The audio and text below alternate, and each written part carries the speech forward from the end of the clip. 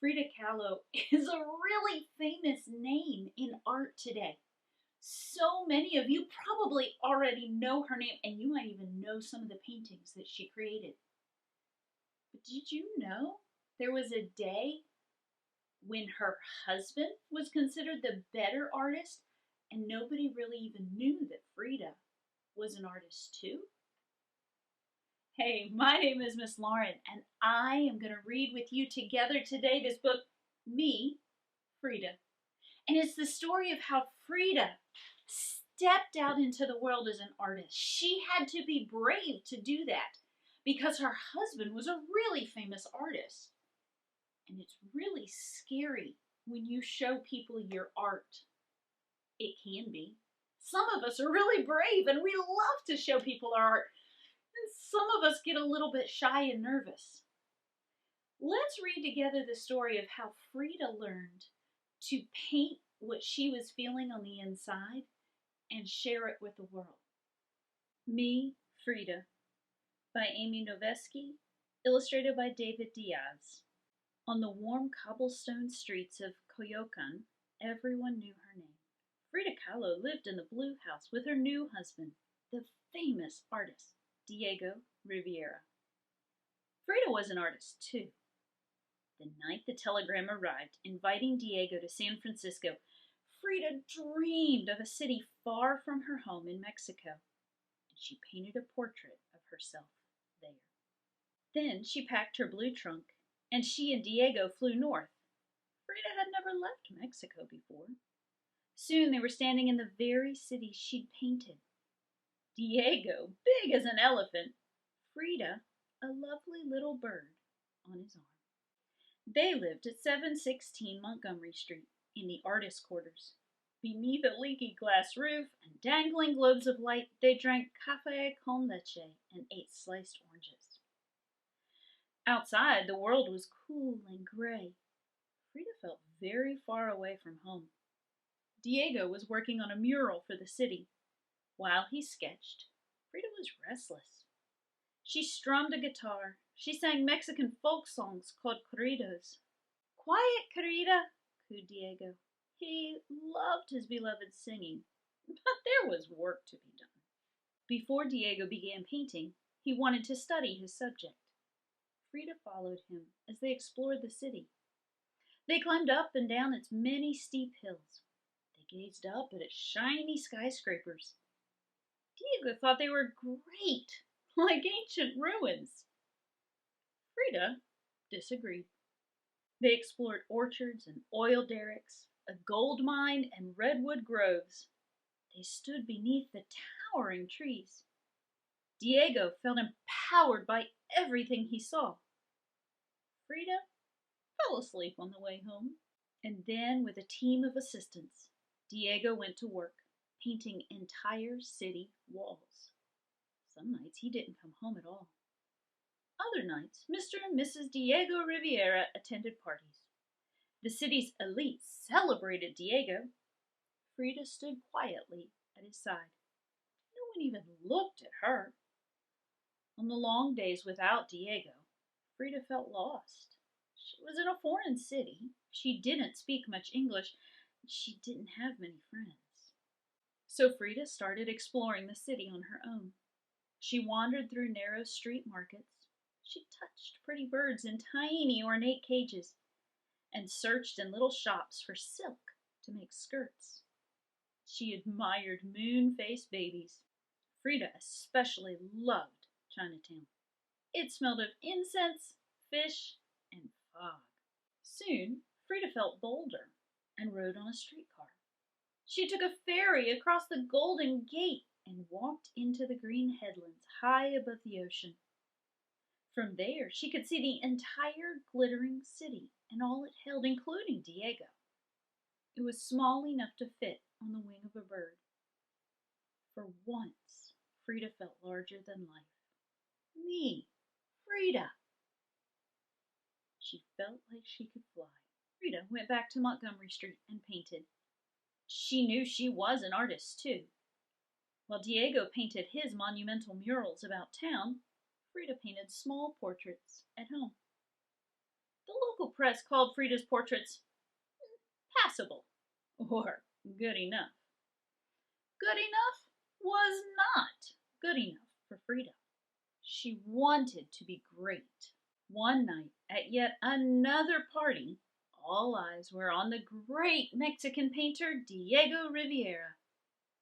Frida stood quietly at his side, but she could hardly contain herself.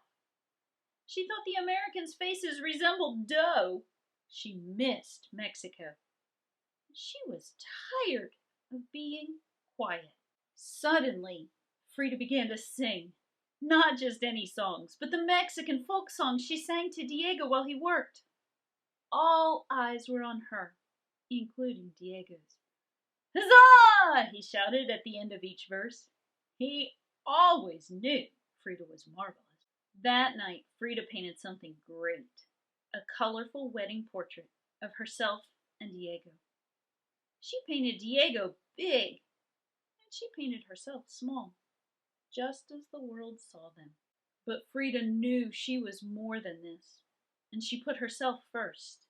In the beak of a pink bird, she wrote a tiny note on a violet ribbon. Here you see us, me, Frida Khalo, with my adored husband, Diego Rivera. I painted these portraits in the beautiful city of San Francisco, California, in April of 1931. Frida's painting, Frida and Diego Rivera, was featured in the 6th annual exhibition of the San Francisco Society of Women Artists. It was her first show. Adorned in her best dress and necklaces of ancient jade, her jet black hair braided, Frida walked proudly through the crowd. When people saw her, they stopped and stared at her in wonder. I loved reading this book together with you. I love hearing the story of artists who are brave enough to try again, even when they've been told that, your art is just okay. Hey, what if we made a little bit of art together? So I'm thinking of a Sharpie, marker, and some watercolors, and a photograph of yourself. Come on, and I'll show you how I put it together. What if you could create a self-portrait? Because that's really what Frida Kahlo is very famous for. She painted pictures of herself. And that's what I've done here. This is a self-portrait of me. What I did was take a picture of myself. I printed it out on the computer. On the back of the photograph, I scribbled with some pencil. Do you see how I've taped it to my paper? When I tape it to my paper, it's a little crooked. Let's make that straight. Let's see. I might need to retape this. When I tape it to my paper, I can grab my pencil or a pen, either one. Now remember, I've already colored the back with pencil. Now I can trace my lines, all the wiggle squiggles in my hair, all the very fun details on my eyes and the edge of my face. Do you want to know what it's doing? Let's take a sneak peek. Now I know it can be challenging to see because my pencil's really light, but I can see the lines that I'm drawing on my paper. It's tracing my lines right onto the paper, and in a minute, I'll grab my Sharpie marker.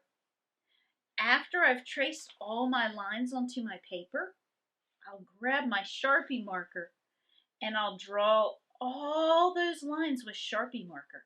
You can tell how I've used Sharpie marker on my eyes, on my hair, on all these amazing details. I grab a tray of paint. Now my tray of paint is kind of dirty, right? Because I've been using it a lot. And I have painted my face with fantastic colors. I even made my skin purple because I can. I'm an artist. I gave myself pink and magenta hair because I can. I'm an artist. And I designed the background with crazy awesome spirals. Why don't you try it out? Grab your camera or a phone and take a good picture just of your face, not your whole body. print it out big and tape it down on top of a piece of paper. You can trace it after you colored the back with pencil. Do you remember that step? How on the back of my photograph I colored it with a pencil? Then tape it down. Trace it carefully. Trace it with a Sharpie marker and fill it with the most amazing colors you can imagine. Make yourself look awesome. That's what Frida was doing. She said, I'm tired of being this little tiny bird. What if I make a little bit of noise too? Now it's your turn. You go make a little bit of art noise by making a colorful portrait of yourself. And once you do, come back to this channel for more videos like this. I'd love it if you would subscribe and join me for more read alouds and more art projects. Thanks for following along today. I hope I see you soon. Bye.